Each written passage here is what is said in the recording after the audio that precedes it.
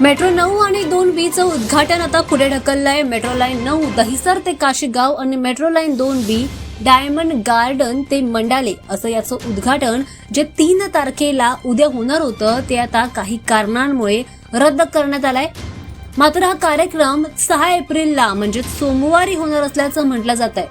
काही मोठे राजकीय नेते हे इतर राज्यांतील निवडणूक प्रचारामध्ये व्यस्त आहेत आणि त्यामुळेच हा उद्घाटन कार्यक्रम जो आहे तो पुढे ढकलल्याचं म्हटलं जात आहे, अशी चर्चा सध्या सुरू आहे।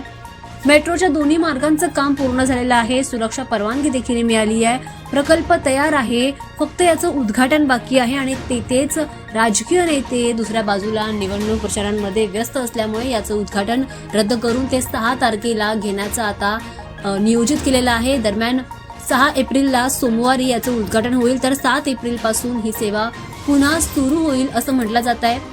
सर्व तयारी अंतिम टप्प्यामध्ये असताना काल रात्री उशिरा राज्य सरकारने शुक्रवारचे सर्व कार्यक्रम रद्द केल्याची माहिती सूत्रांनी दिली आहे आणि त्यामुळे या प्रकल्पाचं उद्घाटन काही दिवसांसाठी पुढे ढकलण्यात आलेलं आहे।